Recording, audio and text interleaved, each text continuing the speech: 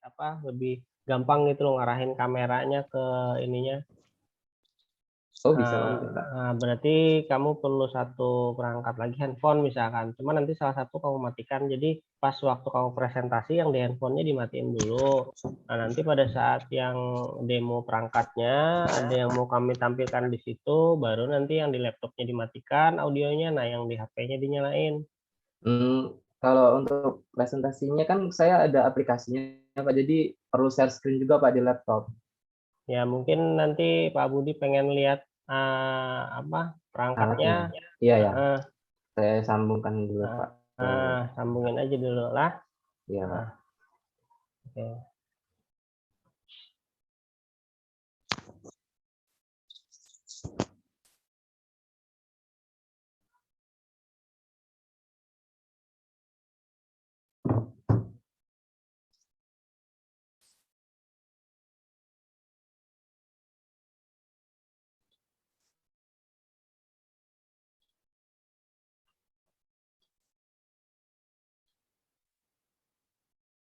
Pak Budi di kampus nggak Pak? Oh, oke. Ulun di rumah nih. Jam hanya kau lewat di tuh Simpang 4 jam 9 ke atas. Pagi dijaganya, Pak. Nih. Cuman ya kadang pagi kan, pagi paling sampai jam setengah 10 jam 10-an tuh habis itu. Habis itu sore lagi, sore jam 4-an tuh habis asar tuh Pak. Iya pulangnya sampai hendak maghrib.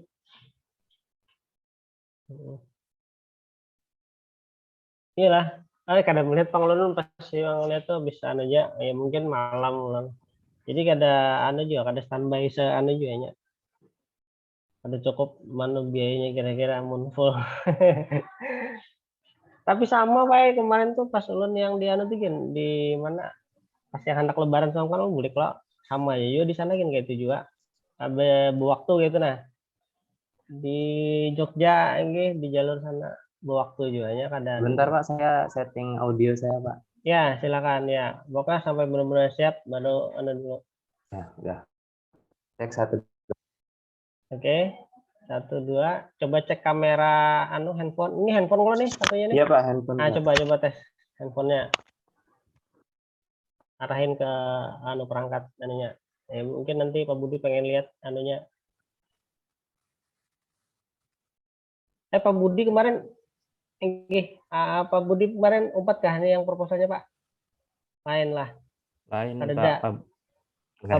Pabar lawan Pak Fitriadi kemarin lah, iyalah, Madi. Bukan, Pak. Pak Taufik Nizami sama Pak Fitriadi. Oh, sambolin semua gitu juga Pak. Maksud lu tuh jaka kawat Ini, tuh Pak. minimal satu orang gitu nah Pak. Pengujinya yang jadi kami semalam molor Pak jadinya waktunya Pak sampai jam berapa tuh karena kan ya kan harus membacai lagi dari awal konfirmasi lagi dari proposalnya karena kita kada tahu jadi panjang waktunya.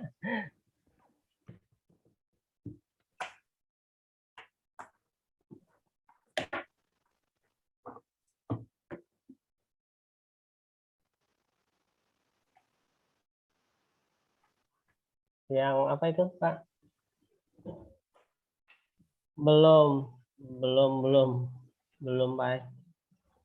Belum pakai KTP kan sudah jadi sebetulnya Pak. Cuman kan kita punya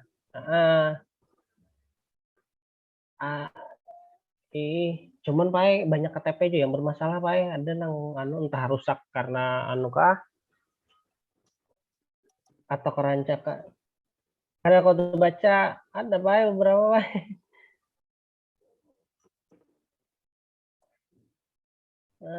Bisa juga rusak mungkin lah Pak, rusak Paknya Pak. Ya, bisa fotokopi bisa lah kerancangan di fotokopi bisa juga. Adalah panas soalnya. Tinggi. Tupang. Belum lagi KTP-nya nang apa hancur lebur jar. Patah segala macam. Sudah kah, Adik? Belum? Bentar, Pak. Oh, ya.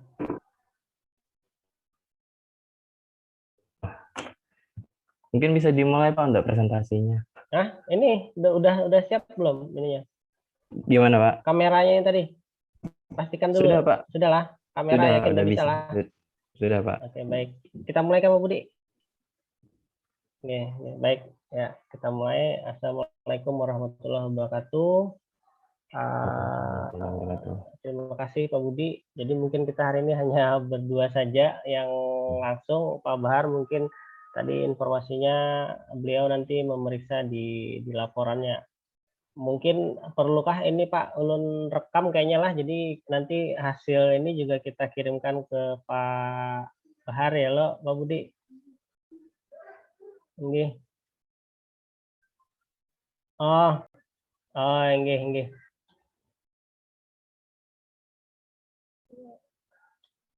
Nggih, ya.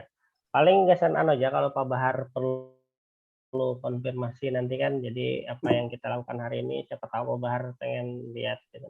Oke, saya kira itulah. Jadi Mahdi kita berdua sama Pak Budi aja. Ya, Pak. Kemudian untuk paparannya mungkin singkat saja nanti Madilah kamu langsung saja ke permasalahan.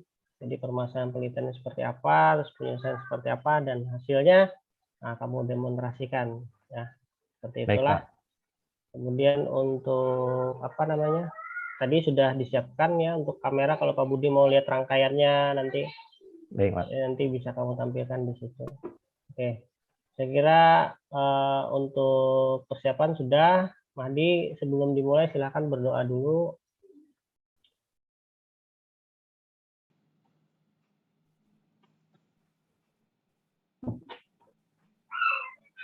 Baik, Pak. Sudah, Pak. Ya, kalau sudah silakan. Baik, Pak. Langsung saya mulai saja Pak presentasi mengenai skripsi saya. Ya. Pertama-tama, Assalamualaikum warahmatullahi wabarakatuh. Waalaikumsalam warahmatullahi wabarakatuh.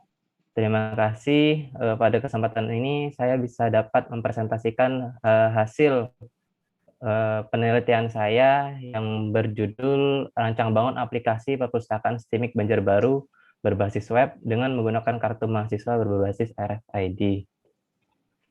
Terima kasih Pak Budi Rahmani yang telah menyempatkan waktunya untuk menguji laporan skripsi saya ini.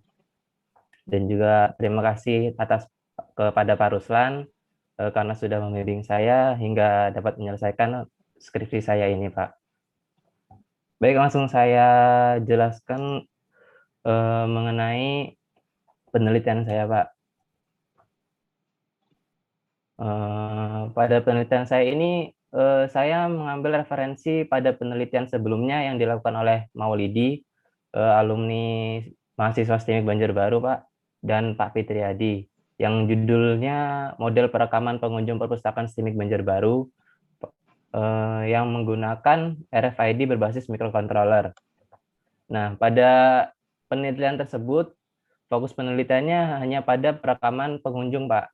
Jadi, ketika pengunjung datang masuk, dia menempelkan kartu mahasiswa berbasis RFID ke alat perangkat tersebut, sehingga pengunjung yang hadir itu dapat terbaca berapa jumlahnya gitu. Namanya, data-datanya langsung muncul di aplikasinya tersebut. Namun saya di sini memfokuskannya lebih ke bagian peminjamannya, Pak. Terus terdapat permasalahan juga yang saya lihat juga, saya observasi pada perpustakaan STIMIK Banjarbaru itu kan dalam proses peminjaman bukunya masih menggunakan kartu anggota itu, Pak, yang dalam peminjamannya harus menulis dulu data-data mahasiswanya, data bukunya gitu. Sehingga untuk aplikasinya masih belum berjalan seperti biasanya gitu. Nah, di sini saya ingin mempermudah dengan menggunakan kartu RFID tersebut supaya lebih efektif dan efisien saja, Pak.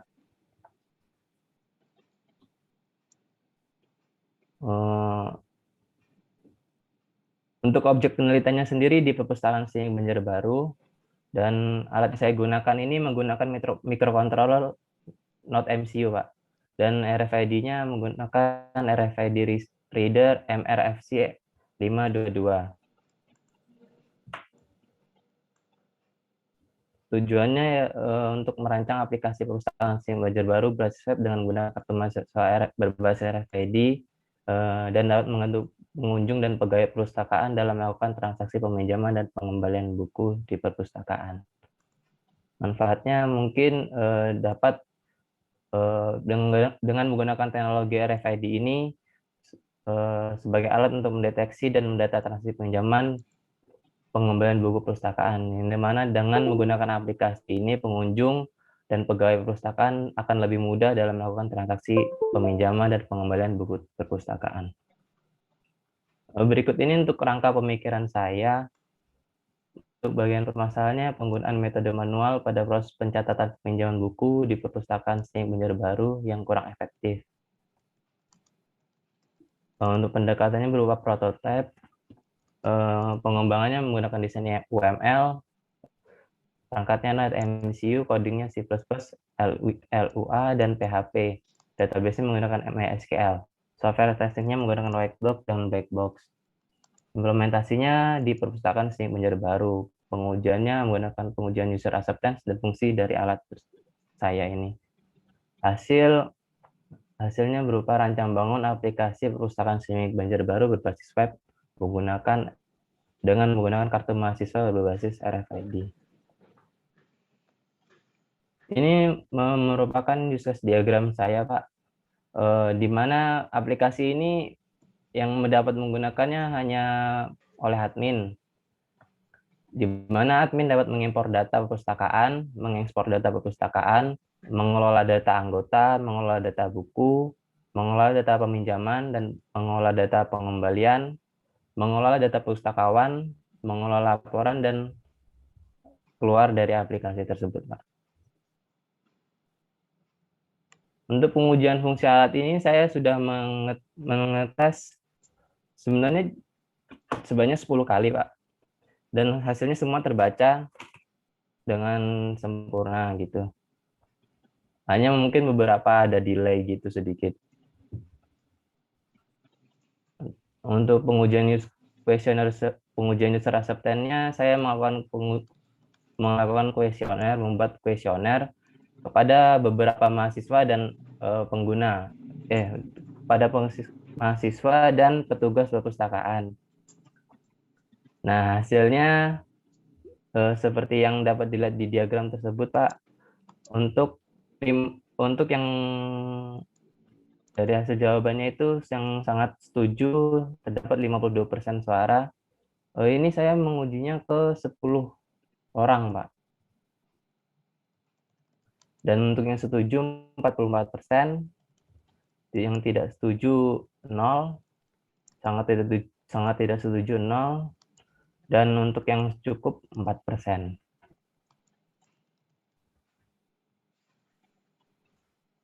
Ya, kesimpulannya dari hasil skripsi saya ini, saya berhasil membuat rancang bangun aplikasi perpustakaan sistem belajar baru berbasis web dengan menggunakan kartu mahasiswa berbasis RFID dan dapat menghubungkannya dari aplikasi tersebut dengan alat yang saya buat. Yang untuk kesimpulan berdasarkan hasil kuesioner, 52% responden menyatakan sangat setuju, 44% menyatakan setuju, persen menyatakan cukup, 0% tidak setuju, dan 0% menyatakan sangat tidak setuju. Sehingga aplikasi ini dapat disimpulkan yaitu dapat membantu petugas perpustakaan dalam melakukan pelayanan di perpustakaan sistem belajar baru. Untuk hasil aplikasi saya seperti ini, Pak. Ini untuk halaman awal, yaitu halaman beranda, Pak. Jadi dapat mencari buku gitu. Cuman ini untuk di punya saya sistem pencariannya masih belum bisa dijalankan. Terus untuk pengguna yaitu petugas perpustakaan dapat login masuk ke aplikasi agar dapat mengelola data-data yang terdapat di dalam database. Berikut ini yang gambar Ini merupakan halaman data anggota. Di mana di sini dapat menampilkan beberapa data-data anggota yang terdaftar dalam database perpustakaan. Berikutnya ini detail data anggota menampilkan seluruh data, isi datanya, Pak. Dari data anggota yang telah kita pilih, yang telah dipilih. Untuk rancangannya mungkin seperti ini, Pak. Hasilnya sederhana aja. Yaitu terdapat not MCU, terus RFID MIFARE RS522, terdapat buzzer, dan juga lampu LED. Untuk hasil tampilan di wadahnya seperti ini, Pak. Begitu. Mungkin itu saja yang dapat saya presentasikan. Jika ada pertanyaan, silakan Pak. Kalau ada yang mau ditanyakan. Terima kasih. Oke, baik, Mahdi. Berikut tadi Pak Budi presentasi singkat dari Mahdi. Mungkin sebelum masuk ke uji coba perangkat, mungkin ada yang perlu ditambahkan atau dikonfirmasi Pak Budi di laporannya. Silakan. Baik, terima kasih Pak Ruslan. Surya, saya Surya, Pak Mahdi dipanggilnya. Surya aja ya. Surya nggak apa-apa, Pak. Panggilannya saya banyak, Pak. Surya, Mahdi, Agus. Iya. Dani juga kalau di rumah biasanya Dani. Dani. Iya. Baik, yang pertama saya mohon maaf karena harus tetap menggunakan masker, Surya. Iya, Pak. Yang berikutnya, saya sudah mencoba mengamati dari apa yang dipaparkan Surya tadi. Jadi di awal tadi kan saya mencoba melihat ke judul, itu paling tidak kan ada dua hal yang dibahas di dalam penelitiannya. Yang pertama sistem perpustakaannya sendiri yang tadi sudah disampaikan bahwa itu sebenarnya di sini sudah punya sistem perpustakaannya. Kemudian dari penelitiannya Maulidi dulu, nggak salah dia anggota robotik ya dulu ya si Maulidi ya. Itu kan pembahasannya kaitannya dengan pengunjung yang menggunakan RFID juga. Nah, si Surya mencoba menggabungkan keduanya walaupun tadi saya kalau melihat dari laporannya sih cenderungnya kepada sistemnya bukan kepada RFID-nya. Cuman saya sebenarnya tertarik tadi ke RFID-nya karena belum ada penjelasan secara detail proses dari RFID itu membaca kartu mahasiswa yang ada RFID-nya ya, bukan kartu mahasiswa yang ada sekarang di tempat kita.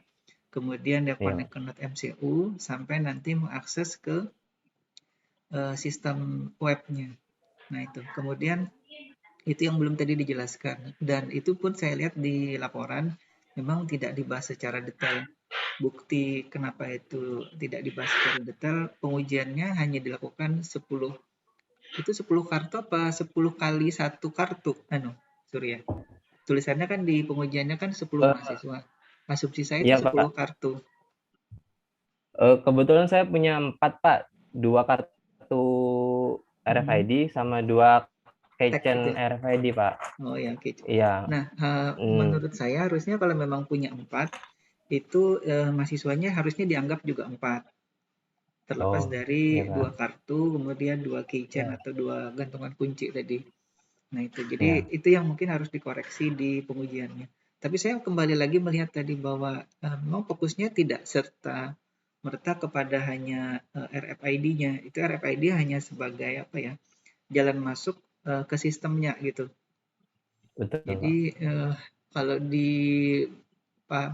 dikatakan fokus ke sistemnya juga tidak terlalu, tapi lebih banyak ke pengujian ke sistemnya daripada ke pengujian RFID-nya. Ya, kalau saya lihat tadi dari hasil dan pembahasannya seperti itu anunya yang ada di naskah. Kemudian kalau misalkan juga mau menguji itu si Surya menguji sistem RFID-nya, maka sekali lagi harus ada skenario-nya. Misalkan 4 mahasiswa itu diuji berapa kali satu mahasiswanya untuk bisa login. Bisa login pertama kali, kemudian login meminjam, dan kemudian lagi login mengembalikan. Jadi paling tidak ada 3 skenario Jadi kalau misalkan 3 skenario itu diujikan ke 4 mahasiswa, berarti kan sudah ada 12. Nah, kemudian kalau misalkan 12 itu paling tidak misalkan 5 kali ya per pengujiannya, berarti 12 kali 5 sekitar 70 kali ya pengujiannya. Nah, harusnya itu yang dilakukan sudah. Jadi kalau misalkan memang mau melengkapi dan fokus ke RFID-nya, karena sekali lagi kalau di fokus menurut saya sih, saran kalau fokus ke sistem perpustakaannya itu kan sistemnya sudah ada dan sudah banyak dan mungkin tidak terlalu ada nilai tambahnya di hasil penelitiannya Surya nanti. Jadi akan lebih baik menambah sedikit pengujian dari 4 tadi, kemudian 4 ditambah dengan 3 skenario, kemudian masing-masing skenario itu dari masing-masing orang tadi ada 4. Tadi itu diuji 5 kali misalkan, paling tidak sudah ada 70. Nah, itu kalau nanti buat dalam bentuk tabel hasilnya akan kelihatan. Nah, karena hubungannya tadi dengan yang dikatakan oleh Surya tadi yang efektif dan efisien tadi. Efektif itu kan kalau dari Kamus Besar Bahasa Indonesia artinya kan tepat guna. Tepat guna itu artinya sistem yang dibangun ini tepat tidak dilaksanakan atau diimplementasikan di tempat kita di STIMIK Banjarbaru. Nah, itu yang pertama. Nah, saya kira itu tepat ya. Artinya sebuah kampus IT memang harusnya sudah seperti itu. Dan mungkin di batasan masalah bisa disampaikan penggunaan RFID untuk proses login, untuk proses peminjaman, dan proses pengembalian itu memang belum ada di tempat kita. Jadi tadi sudah disampaikan masih menggunakan kartu. Walaupun sebenarnya penggunaan kartu biasa, pinjaman biasa itu kan kalau dilihat dari efisiensinya lebih efisien daripada menggunakan ini. Tapi kalau dilihat dari latar belakang atau background dari kampusnya yang merupakan kampus IT itu RFID itu sudah cukup ketinggalan sebenarnya ya, karena orang sekarang kan tidak menggunakan itu. Orang sekarang mungkin sudah menggunakan sistem login yang lain. Terutama menggunakan yang model biometrik maksud saya mungkin pakai sidik jari paling tidak gitu ya. Atau pakai retina mungkin atau face detection itu yang harusnya sekarang sudah diimplementasikan. Karena kalau pakai RFID tadi itu kan tidak semua orang mungkin ingat membawa, ada yang lupa membawa dompet, ada yang lupa membawa kartunya, ada yang ketinggalan, itu kan repot. Tapi kalau misalkan sidik jari itu kan mesti dibawa-bawa tuh, sidik jari, kemudian retinanya atau pengenalan wajahnya. Jadi itu yang harusnya sekarang sudah mulai juga diimplementasikan di tempat kita. Nah, jadi mungkin itu yang saya bisa sarankan Pak Ruslan. Perlu ada penambahan pengujian tadi. Pengujian tadi pada fokusnya di ini Pak ya, di RFID-nya. Iya, jadi biar ada nilai tambah kalau nanti ini dibaca hasil penelitiannya dan habis ini kan Pak Ruslan akan publikasikan bersama Surya di paling tidak di jurnalnya kita gitu. Jadi nanti orang bisa melihat ternyata fokusnya di sini. Nah, nanti kalau user acceptance itu ya tadi kan sudah kalau dihubungkan dengan istilah efektif dan efisien tadi itu saya kira masih kurang pas itu apa yang sudah diujikan user acceptance. Walaupun sebenarnya memang kalau membangun sistem ya uji user acceptance itu memang setengah wajib gitu ya dilakukan untuk mengetahui atau memastikan bahwa apa yang dibangun itu memang betul-betul diperlukan. Tadi ada sekitar berapa ya 50 sekian persen itu kan yang setuju ini diimplementasikan atau diimplementasikan ya di tempat kita di sini. Kira-kira itu kalau tadi mungkin saya perlu mendengar langsung dari Surya aja penjelasan teknis bagaimana si RFID itu dibaca di RFID reader, kemudian nanti data RFID-nya itu masuk ke .mcu, kemudian .mcu mengakses ke webnya. Kalau boleh didemokan, minta tolong itu diperlihatkan. Didemokan langsung ke perangkatnya atau saya jelaskan dulu Pak gitu? Boleh dijelaskan dulu, boleh. Untuk pembacaan kartu RFID ini ke aplikasinya Pak, jadi .mcu ini terhubung dengan satu koneksi yang sama antara .mcu dengan jaringan yang terhubung dengan aplikasinya Pak. Jadi sistemnya seperti apa ya? model pokoknya satu koneksi yang sama harus terhubung satu host gitu, Pak. Jadi data Iya. yang kartu RFID ini akan terbaca di database, lalu data tersebut akan dilemparkan. Nah, untuk RFID ini terbacanya pada bagian peminjaman dan bagian input data anggota, Pak. Jadi seperti kita mau mendaftarkan mahasiswa nih, jadi kita harus men-scan dulu kartu mahasiswanya tersebut ke aplikasi sebagai supaya data mahasiswa tersebut terdaftar, Pak, di database dalam database. Jadi ketika dia melakukan peminjaman, dia hanya cukup mengasih kartu mahasiswa tersebut ke petugas, dan nanti petugas akan menempelkan kartunya ke perangkatnya, Pak. Lalu data-data bukunya bisa dimasukkan oleh petugas langsung gitu. Jadi tadi Jadi, ya saya potong Surya. Jadi ya pada silakan. saat perekaman pertama kali anggota perpus gitu ya, itu Iya, Pak. digunakan, dan yang kedua pada saat login Peminjaman. untuk peminjaman. Nah, berarti ini yang Eh, kurang log- juga tadi ya. Silakan Surya. Untuk login peminjaman bukan login peminjaman sih, Pak, karena sistem peminjamannya masih harus menggunakan petugas perpustakaan, Pak, sistemnya. Jadi petugas perpustakaan yang masuk ke aplikasinya, mahasiswa cuma tinggal mengajukan mau meminjam buku apa gitu, Pak. Lalu menyerahkan kartu mahasiswa tersebut ke petugas perpustakaan. Enggak, maksud saya ini terkait dengan skenario tadi loh. Jadi ini tidak mencatat seperti Maulidi ya, yang berapa pengunjung yang hadir atau mengunjungi perpus pada hari tertentu, tidak ya? Tidak, Pak. Cuman merekam data anggota tersebut Ya, di bagian peminjamannya. Anggap gini, misalkan pertama kali saya misalkan ya punya kartu mahasiswa, kemudian saya datang ke perpus, belum pernah meminjam sama sekali karena mahasiswa baru gitu kan. Nah, oleh petugas perpus itu mekanismenya seperti apa? Apakah misalkan datang, kemudian dia membuka aplikasi ya si petugas perpusnya, kemudian menekan atau masuk ke menu perekaman anggota baru misalkan gitu ya.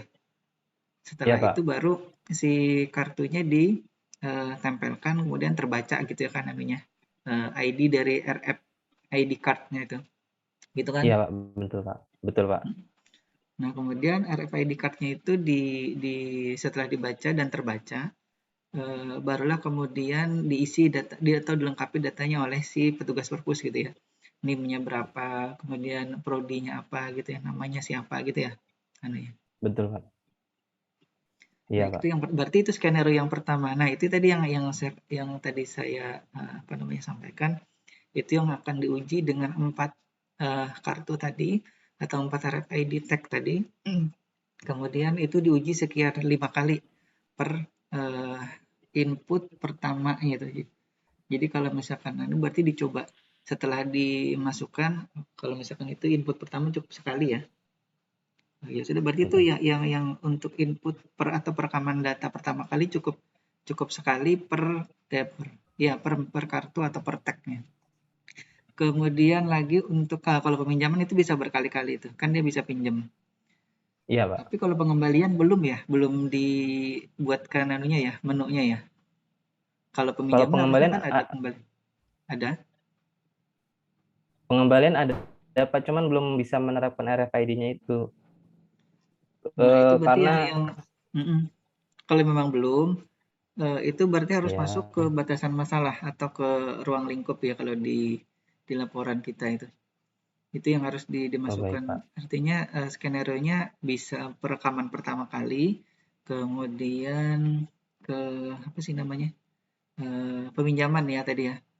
Dua skenario. Nah, kalau gitu berarti Surya nanti bisa pinjam RFID dari KTP orang-orang yang ada di rumah itu. KTP-nya Surya Oh, dipakai gitu. iya, Pak. Kemudian mungkin, Kebetulan kemarin saya juga mencobanya menggunakan KTP dan dapat terbaca, Pak. nah ya kan.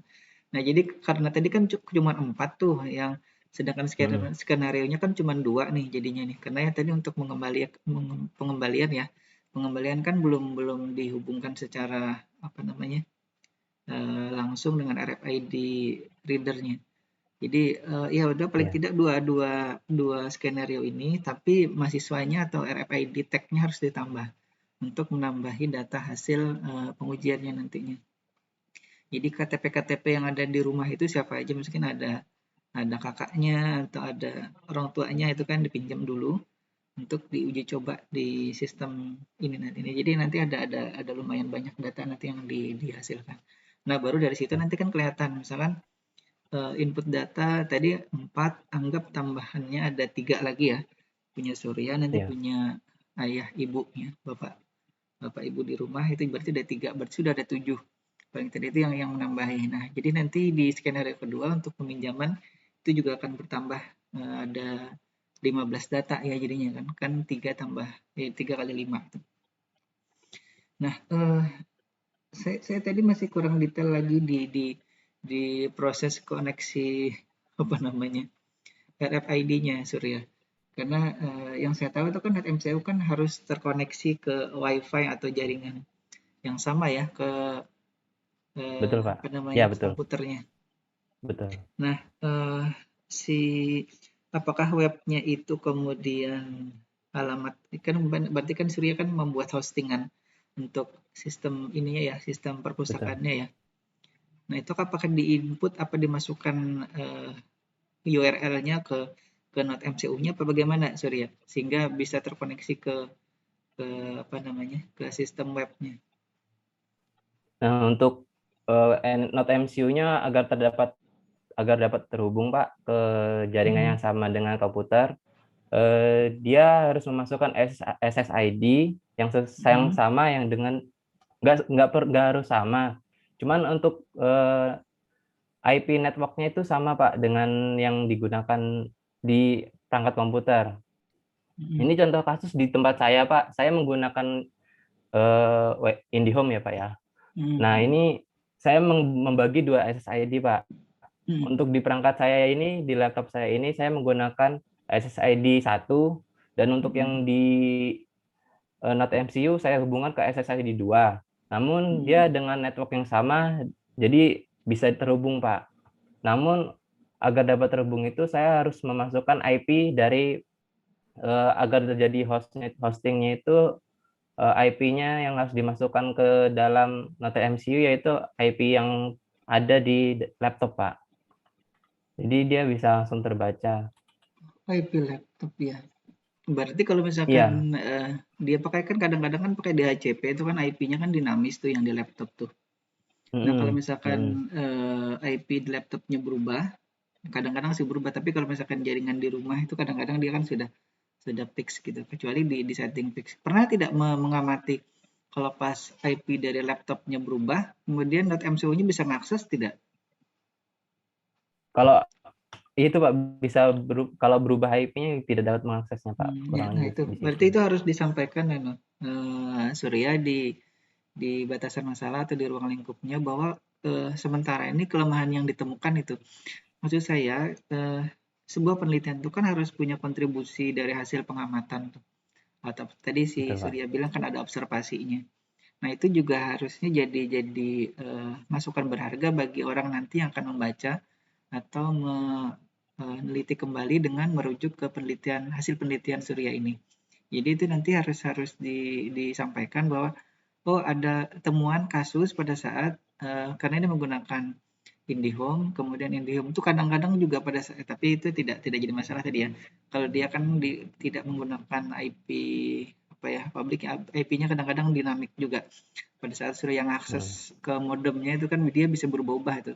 Pada saat kita ngecek speed test net itu kan bisa berubah, bisa 180, di depannya bisa 36, bisa berapa lagi, bisa ganti-ganti kan. Nah itu. Ya, tapi itu tidak jadi masalah di sistem ini karena kan yang penting si Node MCU-nya ngakses ke sistem yang ada di laptop dengan IP tertentu. Komputer. Mungkin solusinya kalau misalkan mau diatasi bisa jadi IP laptopnya disetting statis aja. Ya Pak Ruslan ya.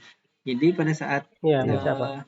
jadi apa namanya dia ngakses internet via modemnya, dia sudah punya IP IP fix gitu, jadi IP-nya nggak berubah berubah-ubah. lagi. Jadi pada saat si NetMCO mengakses ke alamat 192.168 misalkan 120 misalkan ya, sudah itu aja yang dia.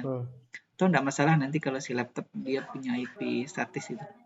Nah, jadi itu yang perlu disampaikan. Temuannya bahwa IP si laptop ini bisa berubah-ubah karena sistem DHCP dari modemnya atau dari akses pointnya.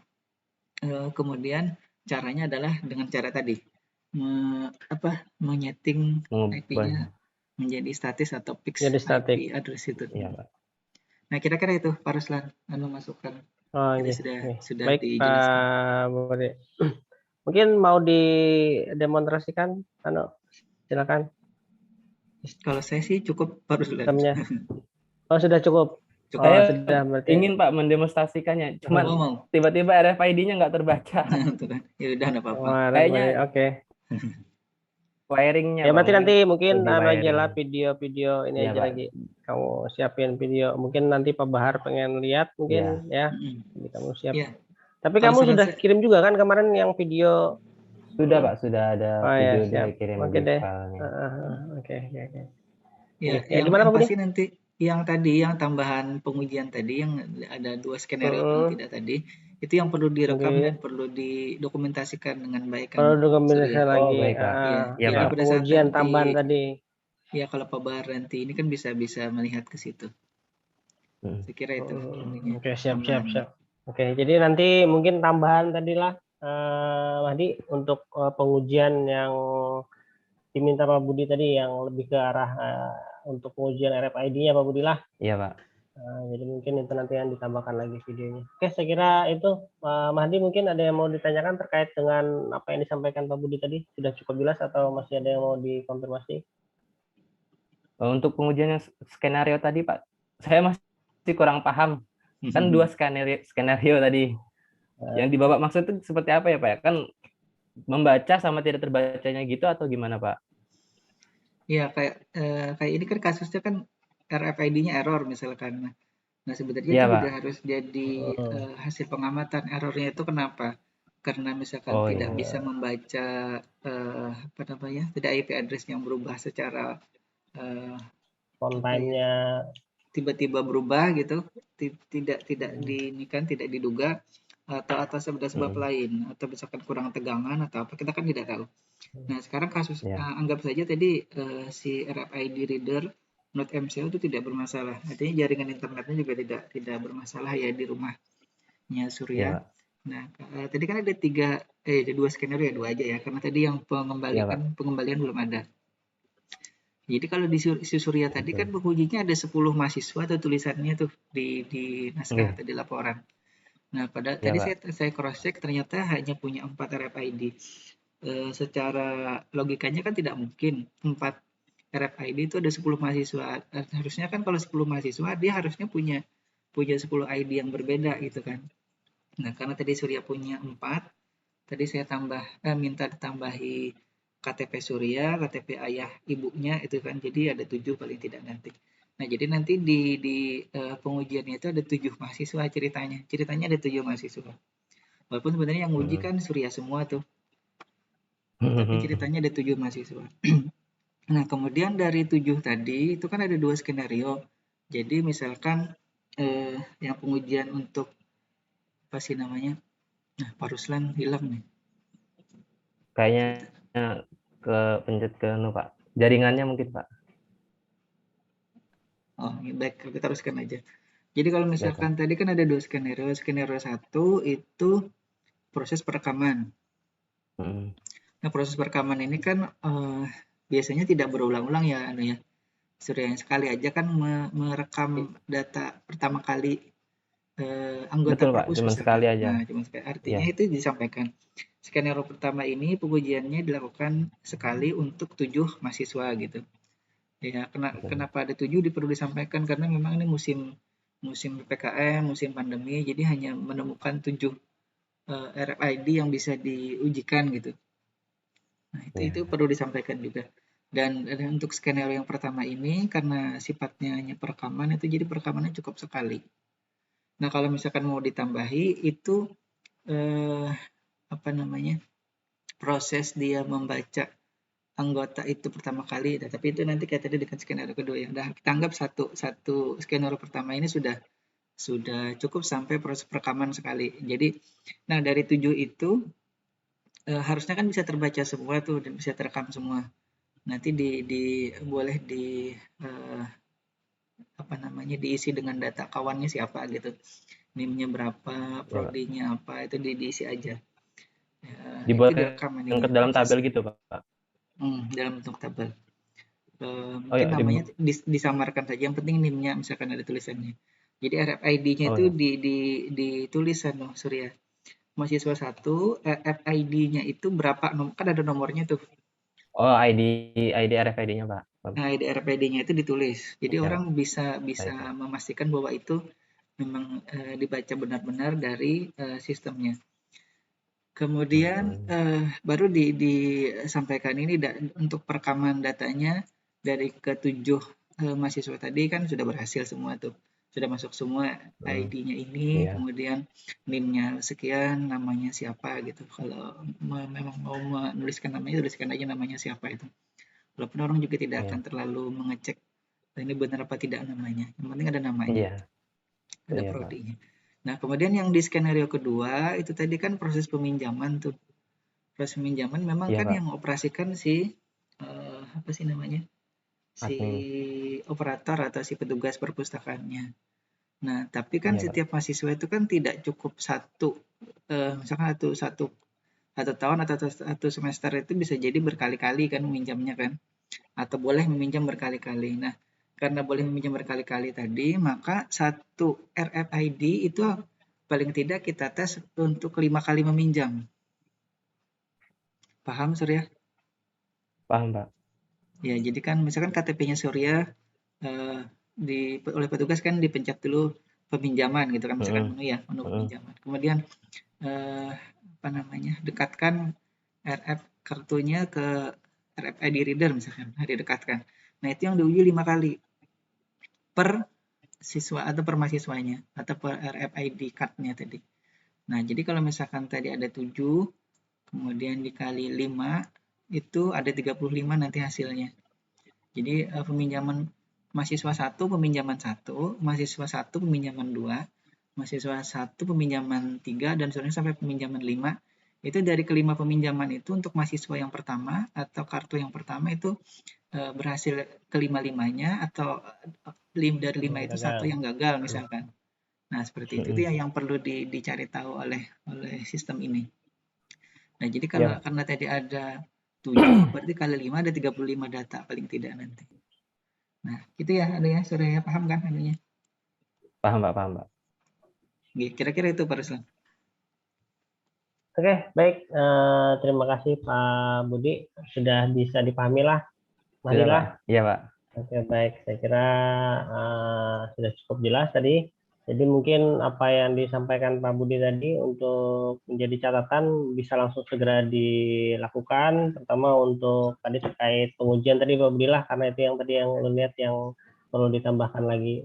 Jadi langsung kamu kerjakan saja, tidak perlu nunggu berita acara dari ini. Paling nanti catatan dari Pak Bahar aja nanti lagi yang dilihat lagi lah. Nah, Ya, nanti mungkin bisa dikonsultasikan lagi dengan saya nanti. Baik, Pak. Oke, saya kira itu silakan ditutup nanti. Terima kasih. Terima kasih atas apa ya? Mungkin sekian yang dapat saya sampaikan, Pak. Kurang lebihnya saya mohon maaf. Assalamualaikum warahmatullahi wabarakatuh. Waalaikumsalam. Waalaikumsalam warahmatullahi wabarakatuh.